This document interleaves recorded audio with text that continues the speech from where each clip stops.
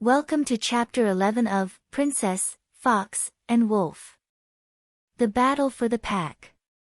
Liz's heart pounded in her chest as she raced towards the clearing where the battle was taking place. She could hear the sounds of snarling, growling, and weapons clashing in the distance, and her mind was filled with images of Prince and the rest of the pack fighting for their lives.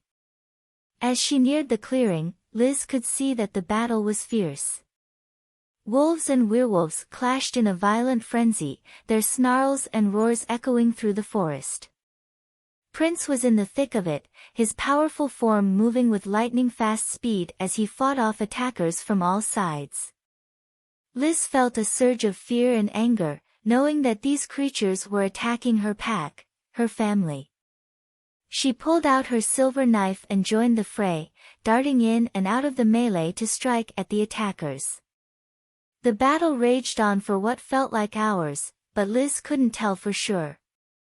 Time seemed to blur as she fought for her life, her friends, and her home. She could feel the sweat on her forehead and the ache in her muscles as she moved, but she pushed through the pain, determined to protect her pack. Finally, the tide of the battle began to turn. The pack had regrouped, and with their strength and agility, they began to gain the upper hand.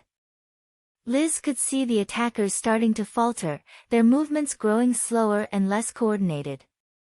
And then, with a fierce cry, Prince launched himself at the largest of the attackers. He tackled the werewolf to the ground and plunged his claws deep into its neck, ending its life in an instant.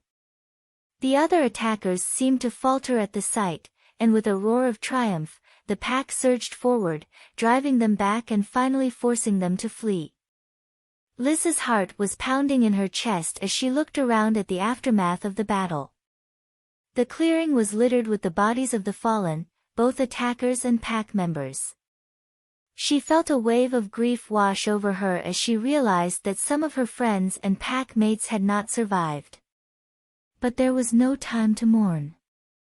The pack was wounded and in disarray, and they needed to regroup and tend to their wounded. Liz could see Prince moving among the fallen, checking for signs of life and directing others to carry the wounded to safety. Liz joined in the efforts, using her medical training to tend to the wounded and offer comfort to those who had lost loved ones. As she worked, she couldn't help but feel a sense of pride and belonging. This was her pack, her family, and she would do whatever it took to protect them. The aftermath of the battle was long and grueling, but eventually, the pack began to heal.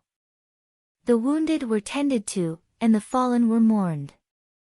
Liz could see that Prince was still struggling with the loss of some of his closest friends, but he seemed to be holding up well. As they sat together in the aftermath of the battle, Prince turned to Liz with a look of gratitude in his eyes. "I couldn't have done it without you," he said, his voice low and gravelly. Liz smiled, feeling a sense of warmth spread through her chest. "We did it together," she replied. "This is our pack, and we'll always protect it."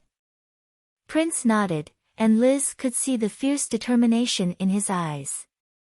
She knew that there would be more battles to come, more threats to their way of life. But she also knew that as long as they stood together, they could face anything that came their way. The battle for the pack had been won, but the war was far from over.